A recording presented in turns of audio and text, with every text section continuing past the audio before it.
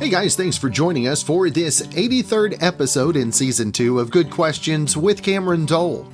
Special guests on this episode include author Spencer Coursen, has a new book, Safety Trap: Secrets for Staying Safe in a Dangerous World. We'll also visit with actress and podcast host Malaya Rivera Drew. We'll be talking about the podcast The Don, about hit filmmaker Don Simpson. We'll also visit with singer and songwriter Dan Call, has a new single Get It On from the EP Intoxicating. Of course, if you would, please take the time to subscribe, comment, leave some feedback, check out the shop, and of course share with your friends. Now, would you pay someone to make all your decisions for you?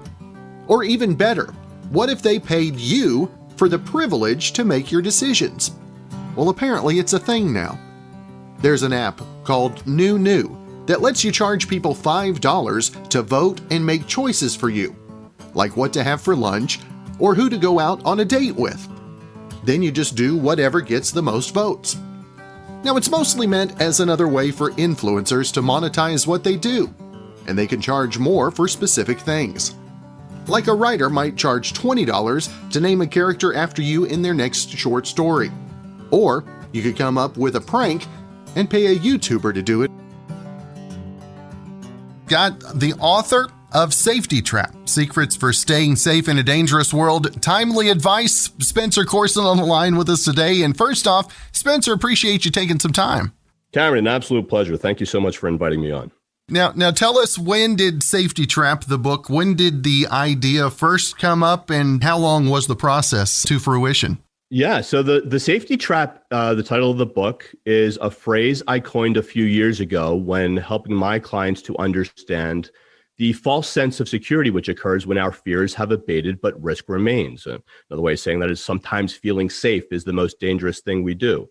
And the book is something, when the tragedy at Sandy Hook happened, and I had my parents both who were teachers, and I have family and friends who teach, when everyone was like reaching out to me and asking for help and guidance on what to do, that was really the first time that an idea for a book came into play. It was also when I decided to go into business for myself, because what I realized in that moment was that while not everyone will know the luxury of having their own protective detail, every single one of us deserves to be protected. And so I took the skill set, which had been predominantly deployed for the top 1% of the world, and started making those services readily available for the other 99%. And this book was the best way for me to reach the most amount of people. It's really a come for the story, but stay for the lesson guide on how to master the strategies for keeping you and your loved ones protected. Now, what do you think is the biggest misconception about the name, and also the ability for the average American to take care of themselves as well? Well, I think there's two things. One is that we have a tendency to shirk responsibility. We think that, if we see, someone acting outside the norms of everyday behavior, that's someone else's responsibility to report them. Or we also get another safety trap is overconfidence. We feel that we will be, able to exceed expectation, when in reality we most often falter to our lowest level of training, or avoidance, or complacency, or false equivalence. We think that just because I don't have as much money as my neighbor, that my neighbor's more at risk than me, when in reality the likelihood of success is the number one factor of target selection, rather than what the bad guy would be able to get. Let me give you an example of a common safety trap. Okay. If I was to walk up to you, maybe not you, but just walk up to a general person in a parking lot and ask them, "Hey, is your home secure?" They are very likely going to say, "Yes, of course. I locked my door. My house is secure." But then if I ask them, just moments later, "Okay, there's $1 million in a duffel bag upstairs in the upstairs bedroom. That money's yours. If in 10 minutes you can get up, get it, get out, and no one be the wiser that you were ever there. Could you do it?" Now they're going, "Yeah, absolutely." So what changed in that 5 seconds? Well, what changed was they went from thinking about their home as a homeowner to thinking about their home as a bad guy. Because now they're thinking, oh, well, when the kids come home from soccer practice, they don't always lock the garage door, or, my wife hates it when I stink up the guest bathroom, so she always cracks the window, or the sliding door on the deck, it's locked, but if you just kind of jimmy it a little bit, you can slide right in. So I could probably get in that way. Or, we lock the doors on the first floor, but not the second floor. So if I can climb up to the second floor and get in that way, boom, no problem. And all of those ways that you would break into your house are the exact same ways that a bad guy would break into your house. So there's a big difference between thinking your house is secure and knowing your house is secure. A lot of people just don't bother to lock 85% of home invasions occur because the front door is unlocked. So, we all need to participate in our own protection. Everyday safety requires the participation of everyone. And just having that healthy sense of skepticism and that moderate dose of vigilance is all most of us need to succeed in staying safe. Spencer, what would be the first step for a family to try to implement a safety plan for their family? So a safety plan is something that your family can put into place, whether that's to shelter in place or that's to get somewhere safe or whatever is best for your family, valuables, collectibles, whatever you want to do. But the most overlooked aspect of that family's readiness plan is family reunification. Everyone has this misconception, this misnomer, this they kind of sabotage their own success because they expect everyone to be together when that chaos, when that bad thing breaks bad. So the first step should be is, hey, where is everyone going to meet up? How are they going to get there? Have a plan, know where to go, know how to get there. Because if dad's at work and mom's at work and the kids are at school, or it's a weekend and dad's at Home Depot and mom's, in the garden and the kids are with their friends, you need to know where everyone's going to go. Is it dad's job to scoop the kids and then meet mom at home? Is it mom's job? So you have to have that. You have to frame the expectation. You have to manage that expectation at the forefront so that when moments matter most, everyone's not running around like a chicken with their head off trying to figure out what to do. And by the same, you don't want, like you said, to be completely scared, but you do want to be realistic in your expectations as well.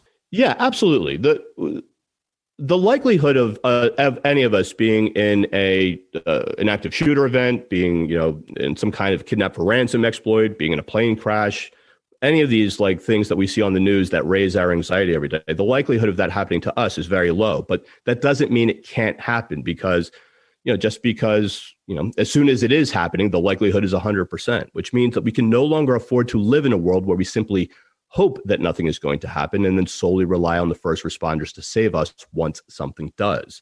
Like I said before, everyday safety requires the participation of everyone. And being willing to participate in our own protection is a very simple, a very small cost to pay for the liberties and the freedoms which flow so freely from peace. That's right. And again, the new book, it is available now, The Safety Trap, a security expert's secrets for staying safe in a dangerous world. Spencer, I want to make sure and let folks know where to find more info about the book and anything you've got going social media wise as well, sir. Absolutely. The website is The Safety Trap. That is thesafetytrap.com. The book is available today wherever your favorite books are sold. It is available in hardback. I did the audiobook myself. It's available as an e-reader. Amazon, Target, Barnes & Noble, your local bookstore. I mean, I'm really trying to make sure that the local, I'm a big fan of local bookstores. So if you have the opportunity to go to your local bookstore, please do that. Go to thesafetytrap.com. You can find me on Instagram, Twitter, LinkedIn. I'm all over the place. My podcast is linked there as well.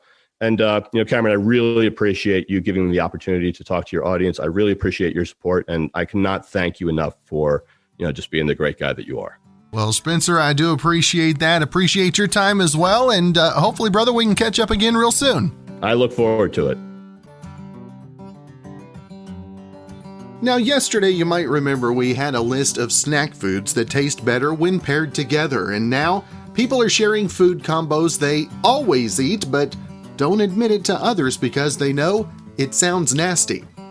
Now, some of the highlights or lowlights, depending how you want to look at it, are Oreos with sour cream and onion dip. Also, somebody shared Oreos in Hawaiian punch. How about a grilled cheese sandwich with jam? Orange juice in cereal? Salami with Nutella? Vanilla ice cream and sea salt chips? Mac and cheese mixed with applesauce? Ranch on spaghetti? which is almost the same thing as dipping pizza into ranch, but somehow it sounds a lot different. How about cottage cheese and Tabasco, straight out of the tub? And finally, hot chocolate with raw eggs. So I guess the boiling water cooks the eggs. We've got Malaya Rivera Drew, got a podcast, The Don, about hit filmmaker Don Simpson. We'll talk about that. And first off, Malaya, appreciate you taking some time this morning. Oh, it's so great to talk to you. I'm happy to be here. Thanks. Now, what was it about filmmaker Don Simpson that really inspired you and grabbed a hold of you with the idea of the podcast? Yeah, Don Simpson, I mean, everybody's heard of him. He was a huge Hollywood producer who produced the 80s classics like The Flashdance, Beverly Hills Cop, Top Gun. So I knew of his movies, but I didn't know that much about him. And the producers pitched it to me as sort of a Boogie Nights meets Wolf of Wall Street story, and which immediately grabbed my attention. And, it's a rags to riches story. This guy comes from nothing and he becomes the biggest film producer in the world. And he creates all these signature 80s movies. He comes up with the ideas, the music, the clothes, and he really defines the decade. He epitomizes what the 80s were all about. I was immediately grabbed. And then as we're exploring him, it becomes this story about an artist who becomes his own worst enemy. I mean, he had such talent and brilliance, but he also had demons, and his addictions eclipsed that brilliance. Now, what do you think was the biggest aha moment for you in the studies or in the research, I guess it would be, of the movies that he worked on and the stories that he shared? Well, I have to say that David Harris Klein is the writer and EP of this, along with Will McCormick, who also EP'd. And he did such a brilliant job with the research. And he also presents the podcast in such an original way that I think listeners are really going to love it. We didn't want to do it like a straight documentary. So it's a mix of narration and fictional reenactments, kind of like if you've seen like the American Crime Story, like the Versace series or The Crown. So it's based on true events, but we're recreating what happened, what might have happened. So it feels more like a TV series than a documentary podcast, I think. But in terms of aha moments, he really dedicated his life to hit the movies. What they say about Don is that he lived for the movies and ultimately he died for them, because he lived with this level of urgency and passion, the way he made his films. And so for me as an artist, I'm an actor, you can't help but find that passion inspiring, right? But on the other hand, learning more about him and his habits and his, incredible insecurity and his self-loathing, he behaved in sort of horrible, toxic ways. So there was a dichotomy to him. And that's always fascinating to me as I'm studying people or characters, especially through today's lens, and especially thinking that he defined Hollywood and a lot of the culture for a long time. And what do you think it would look like if the 80s were today with the social media and all that? I mean, there would be a whole lot less of the, wow, that really surprised me, right? Yeah. Oh my God, that's hilarious. What a great question. If the 80s were today, social media, I think our feeds would be full of neon and gold lame. I think that Don Simpson and a lot of his colleagues and pals and his cronies in Hollywood probably wouldn't have gotten away with a lot of what they got away with if the 80s were today. Because, social media has its good points and bad points, right? But one of the main things about it is eyes are everywhere. So I don't think they would have had quite as much, fun and been able to get away with as much. Now, what was the biggest inspiring story that you were able to cover as a part of the podcast that maybe you weren't expecting coming in? Yeah, it's interesting, and nobody's really covered this, but okay, so season 1 is 6 episodes, and we begin at the end. We begin with Don's death and his funeral. And Don was 52 years old. He died on the toilet while reading an Oliver Stone biography. So right there, that's just like an amazing visual, right? And in his bathroom with him, he had $60,000 worth of narcotics. And when the coroner gave his report, he said that he died of natural causes with 22 different pills in his system. Ooh. 2 weeks later, the coroner changes his tune and says that it was Don's body was the most toxic corpse in the history of California autopsy. So there's kind of this true crime element that we uncovered, and nobody's ever uncovered this with regard to Don. We start to investigate the Dr. Feelgoods, all the doctors that were responsible for prescribing the pills to him. And that's obviously that touches on a whole new story that can fit into today as well. And that's right. That's right. Yeah. And for you to make it so pertinent to today, I mean, how important is that as an artist? Well, yeah, I mean, I think it's always about finding how we can relate the past to today, right? And so for me, it's a story of an artist who is incredibly plagued by his demons, and he's got so much self-loathing. And he behaves in a horrible and in a toxic way in many ways, but he also made some incredible movies. So, whenever you study a complicated, complex character like that, I think you can learn a lot. That's right. And again, the podcast, The Don, about hit filmmaker Don Simpson. Malaya, I want to make sure and let our listeners know where's the best place to keep up with everything on The Don and that you have going social media wise as well. Yeah, I mean, you can find me on Instagram at Malaya Rivera Drew is my handle. And then iHeartRadio, has been so supportive and has given us this tremendous platform. So wherever you stream your podcasts, and go to iHeart and check it out. There you go. Well, Malaya, it's been great to visit with you this morning. Looking forward to checking out the podcast myself, and hopefully we can catch up again real soon. Thank you so much. Great to talk to you. Now, does this guy feel burned right now or like he dodged a major bullet? A 24-year-old woman in Germany named Sarah Villiard is blowing up on TikTok after revealing that she got back at her ex by staging a fake wedding to make him jealous. Now, she posted fake wedding photos on Instagram 3 months after they broke up, so it looked like she fell in love and moved on immediately. And she really committed. Now, she won't reveal how much she spent, but she bought a dress, hired a photographer, got her hair done, bought a bouquet, put her friend in a bridesmaid dress, and even hired a fake groom. Now, one of the photos shows them walking up a big staircase holding hands, and there's another one where she and the bridesmaid are inside a reception hall. Now, she says it happened in 2019, but she's just talking about it now, and even she admits it was a little crazy, but it also worked. Her ex sent a bunch of angry texts when he saw the photos. He also called 5 times, but she didn't answer, and he assumed she cheated on him. But she told him it just happened really fast, and in real life, though, she says she's still single.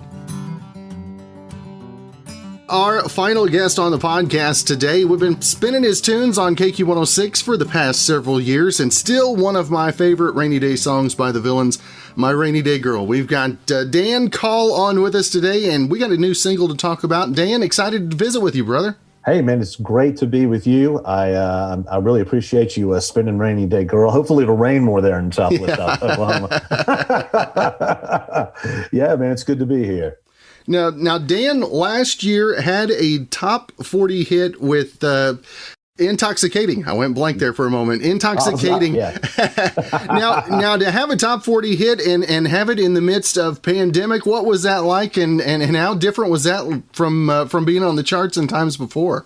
Oh my God. Well, it hit everybody. I mean, so it wasn't just me though. You internalize it. You're like, oh my God, my world's crashing. But literally we were a week before the ad day, the date it was going to go to radio. And all of a sudden gigs started shutting down. I mean, I had, 10 dates set up and was ready to go out and promote it. And so, my first thought was wait. I called the label and I was like, should we continue on with this? I mean, should we postpone it? But the funny part was it hadn't really affected you. In fact, radio actually had gained traction as it moved along. So it really wasn't that much different than doing any of the Villains radio stuff before. I mean, we just kind of went in there and threw it up, and people were listening more online. They were doing more, stuff at home. And so in that respect, it was really okay. I mean, it was very okay when it got to number 39. It was really good. So no, I mean, there's been, obviously everybody wants to get back to playing and doing things like that. But we just moved forward and said, we're going to do the best we can with it. And you've got a lot of help and a lot of great fans, and it happened. So it's like, okay, well, let's put out another single, Now tell us how Get It On, where this came from for you, and how excited you are to have another single out there in 2021, brother. I am grateful, number one. I am blessed, number two. But it's so funny because Get It On, this whole project, the Intoxicating EP, is 5 songs. And, we had done 4 Villains records over a 5-year period. And so when it came time, the label was like, hey, man, have you ever thought, of doing a solo record? And I was like, no. And, but it crossed my mind here and there. But, and everybody kind of does their own stuff. And then we get back together for the Villains. And then, And so, but I said, if I do this, it can't be just another Villains record, but with my name on it. So I had been writing with some different people because I'm predominantly a songwriter. I mean, that's, and, but the new trend, not new, it's 5 years old. It used to be you go into a room in Nashville and have 3 writers or whatever, and you guys would bang it out until it got done. Now, everything is so pop oriented that these basically producers go in and create a bed of music, and then they'll bring what's called a top liner in, like a vocalist, or, right. They'll write the melodies, they'll write the words. And so it's not, and the producer who created the music track has the final word. So there's really not much interaction. It's kind of like, did you give us what we want? And, and I just thought, in hearing that from writers I had been dealing with, I thought, God, how odd, and because I had never done that. Right. But that if you wanted to do something different, something more pop oriented, you had to at least get into the frame, of what's going on right now, whether you like it or not. And so this writer had played me some tapes that they had done top lighting, and I liked the production that I heard. And so my idea was, well, wait a second. You can't really call these guys songwriters. So instead of why would I be writing to their music? Why aren't they not creating to my song? You know what I mean? Yeah. It's like, and so I went and talked to these guys, Ryan Snow and BSC Productions, that are here in Atlanta. And they were like, what? Like when I threw the idea out, I was like, yeah, I'm going to give you a whole song, and then you guys just do your thing rather than me writing to you. And so it started off, and it was bumpy at first, but then the first one that landed down was Intoxicating. And then to get it on, that was kind of the next one. I had a full song with Intoxicating, but they just had an idea of what the drums, guitar, and bass, and that the riff that's in Get It On. So they gave that to me, and I just created a song around that, and we went back and forth. And so it ended up very much a collaboration, but that's how Get It On came about. I was looking to write a miniature West Side Story, a 3-minute West Side Story. Can you do it? And I think I almost got there. But, so yeah, that's the birth of that. It's a fun track, it's a definitely shake your ass summer hit kind of tune, So now, yeah, that's it. How different is the creation landscape now, and how do you go into, say, a songwrite or a producing section? What mentality do you have differently than maybe when you first came in? Oh, well, at first, when you're first doing it, starting off, and that is around the time, because I played in bands and stuff for years. I've always written tunes here and there. But when we started doing the Nashville thing, when I say we, what became the Villains, right? I would meet people and they go, let's get together. And so it would start out, it was organic. I'm not crazy about Nashville, that way of doing it, but that's where I was at. So I like it to be more of the like Bono approach. You're just kind of dropped into the middle of a scenario song. Right. Everything in Nashville is it's like very clever. Everybody's clevering. But you would go into a room with another writer, and somebody might have an idea, somebody might not, somebody might have 20, and you start banging around a few things till something clicks. With what happens now, songwriters aren't making the money that they used to make. It's all about catalog now. So, right. I mean, there's not many publishers that'll come in and just sign a songwriter unknown with no catalog. They can make money. It doesn't happen anymore. That used to be the case in Nashville, and even now it's so you have to. I mean, what I didn't want to do this top lining thing. To me, it just doesn't feel organic. Everything starts to sound the same, and you're hearing it. I mean, there's basically no rock radio. Pop has invaded. Everything trickles down from pop, even into country. Right. And so I thought, well, how can I do this and yet still be competitive? Because The Villains was we're a bunch of, early 40s guys playing rock music and competing at adult contemporary. I mean, it was unbelievable. And it's because the songs were so strong. And that, to me, it comes down to that. So nothing's changed in the fact that it has to be the best song it can be. And you have to be realistic about what you're doing. Not everything you do is going to be great. Most of it's going to suck. Okay? And so while my approach is the same, the difference is now it's less organic. And that's just my opinion. But, it can make for some good music. It clicks on a lot of different levels. It's, you're just trying to navigate. That really is what it comes down to. Now, the social media, I mean, how unbelievable is the social media response, especially this last 15 months? I mean, TikTok has blown so much music through the roof. I mean, I know you've got to have a little feeling on that firsthand as well, right? At first I was like everybody else. I mean, I'm no spring chicken. I'm not 1,000 years old, but I was just like, what in the hell is this? Like, it didn't make any sense, And then you start, once Intoxicating came out, people started doing TikTok things to that tune. And I would see it. I was like, oh, okay. I'm starting to get this now. And basically, the pandemic forced like Facebook and anybody that's doing live streaming into figuring out a way that, they're not a listening platform. That, they weren't, you can't just like make a mixtape of something, just play it on your Facebook. People were trying that, And so you have to figure out different ways. So they did what they thought was best. And you get 8 seconds of a song. If you're posting a story, TikTok, you get 24 seconds. Right. And you're working within those parameters. That's how crazy it is. It's funny because I've got live stream shows coming up, and I was like, this year with this new single, I want to do it to the backing tracks that are on Intoxicating, make it a full show video, and I would rehearse it in a mode to where you could only see me. I mean, where only I would see it, and every time I would go back to check it out, it would say, you have infringed on copyright laws. And I'm like, I wrote this. I don't understand what's going on.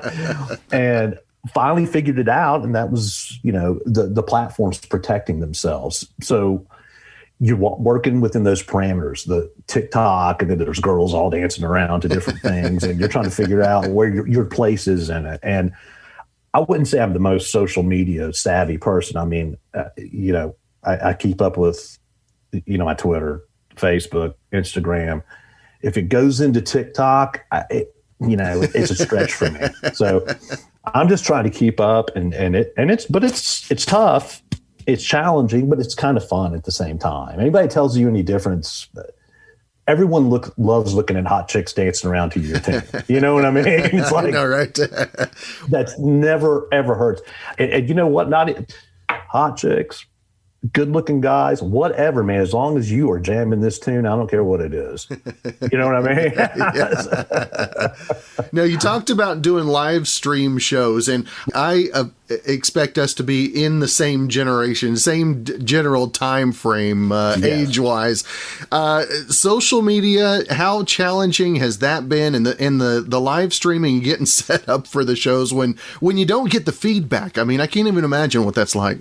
It is very strange. And see, that's the other thing. Maybe I'm just like crazy, but like a couple of my guys in the Villains, they're so used to playing, acoustic cover stuff or, whenever they just have a plethora of stuff. So they just kind of, when the pandemic, so they just throw open their computer and press live and, hey, I'm playing for 3 hours, man, whatever.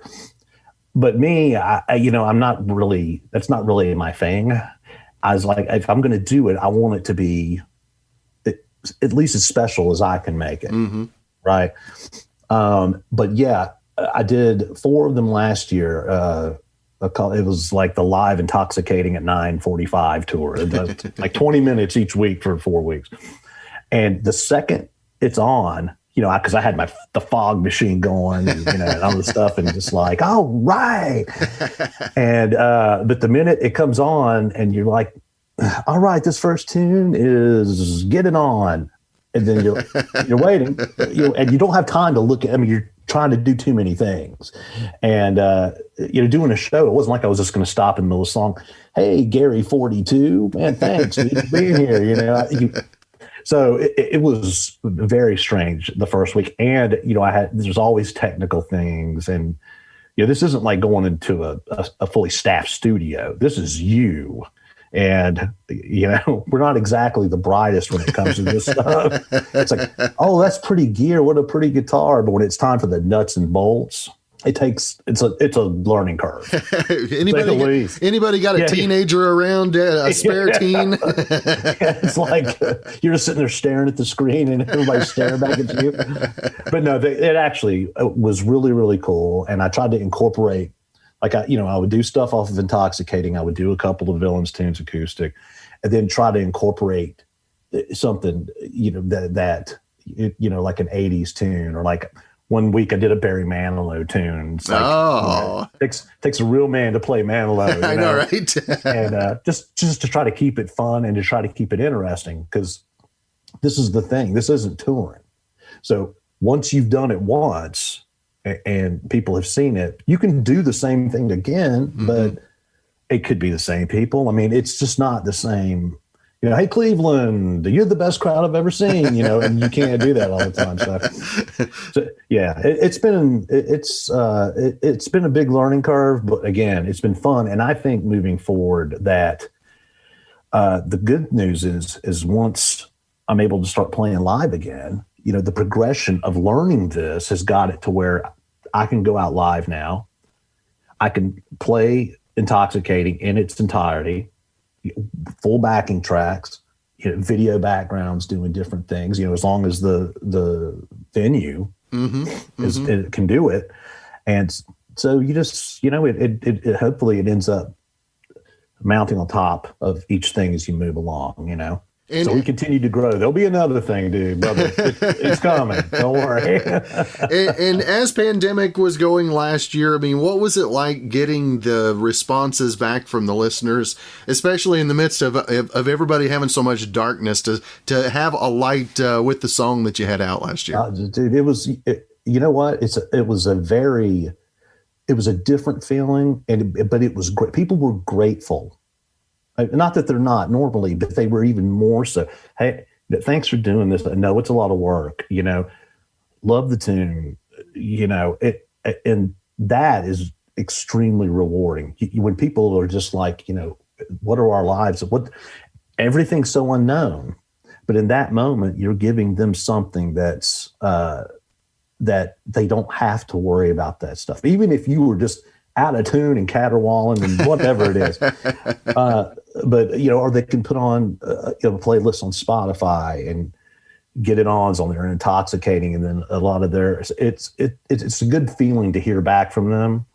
And to say, that really, that made my day, that affected my day. And so it's it wouldn't seem like it's more personal, but it's almost more personal. Mm-hmm. You know what I mean? Yeah. But so I look, I think, and I don't think that's going anywhere. I think a lot of smart artists have realized this is a way to really get in there and speak with the people that care about what you do, how it affects them, and it helps you as a writer moving forward. We're all here, right? And so we just going to keep on chugging along. Now, how was your songwriting inspiration? Which way did you go? Did you go brighter or darker this last year? Actually, it's funny. It was naturally brighter, and it also, and I don't want to confuse anybody, but with the Villains, it's very much a rock band. I mean, we did our second record with Stan Lynch producing it from the Heartbreakers, right. The Heartbreakers, and we made a rock record, and that's what the Villains did. A lot of the songs were written with Peter Stroud. He plays with he's the band leader for Sheryl Crow, guitar player, and great guy. And but you did have a lot of dark stuff. You had a lot of light stuff, and there's a lot of mix. With this, I was like, I love that music. I love that feel, but this has to be different. And, I like a lot of contemporary stuff. I mean, I think Lady Gaga is brilliant. Yeah. And her production stuff and just the songs. She went on Howard Stern and played a couple of those tunes live just on piano. And they're songs, it's not just something. So I was like, this can be done. And it just naturally came out brighter. A lot of Duran Duran kind of synths, and because I love Duran Duran. And, who doesn't? Oh well, you'd be surprised, but I'm the same way. Like, how could you not like this band? Even when even in high school, you acted like you didn't like them. Oh yeah, because it wasn't cool. You loved them. And like a lot of Jeff Lynne influence, a lot of that ELO stacking and sound. But then it's like, okay, I can go back into the 70s trap again. But once again, I want to be able to not only compete, but show people that, you can still rock and be in this and still be in the mix, and so there was a fine line, man. I mean, it was like, is those guitars too heavy? And then, well, wait, what does the song allow? What does the song saying? And if it sounded, that's been my thing. If it moves me, then hopefully it'll move other people.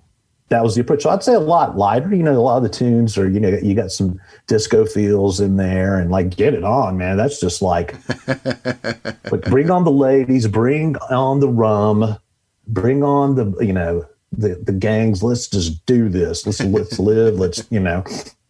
So I think it's brighter, and I think that's good for right now. That's what we need, right? Yeah. Let's not go back to 92. We can do that at another time when everybody's happy. Yeah. Give it a couple of years, right? Yeah, right.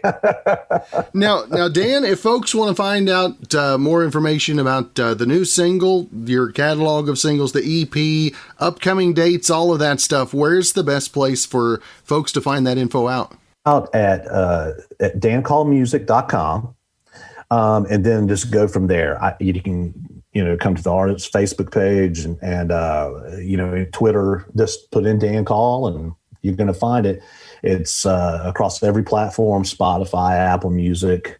Just search for Dan Call, Intoxicating Dan Call, get it on, and you'll be shaking that ass in no time. Don't worry.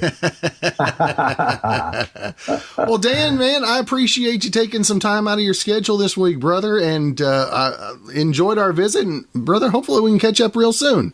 I'd love that, and hopefully I can get up there to the beautiful Southwest Oklahoma. And, we played with the Villains. We played in Oklahoma City, opening for Little Feat. And great town. And then about 10 years ago, I did a little reunion with my hair metal band at Rocklahoma. Oh, Tulsa. Yeah. Up by Pryor. Yeah. And that was that was wild. So I like Oklahoma, and it's the home of Quick Trip, which is like, we have them here in Atlanta. It's like, yeah. But I appreciate it, man. And anybody that's out there, look me up, hit me up, spread the word, and let's keep the rock moving. Well, thanks again for joining us for this 83rd episode in Season 2 of Good Questions with Cameron Dole. If you ever have a comment, question, or anything else you'd like to know, you can hit me up on the contact page at gqwithcam.com. You can also follow me on the socials, Instagram, Twitter, Facebook, and TikTok a little, at GQWithCam. Of course, if you'd like to help out in the funding for the podcast, visit our merch store. We've got hoodies, shirts, stickers, mugs, tumblers, all kinds of stuff at gqwithcam.com/shop. And if you have a special guest idea, email me, gqwithcam@gmail.com. Well, thanks again to our good friend Brandon Allen for coming up with our theme music. We're going to let him play us out and hope you guys have a great rest of your Tuesday.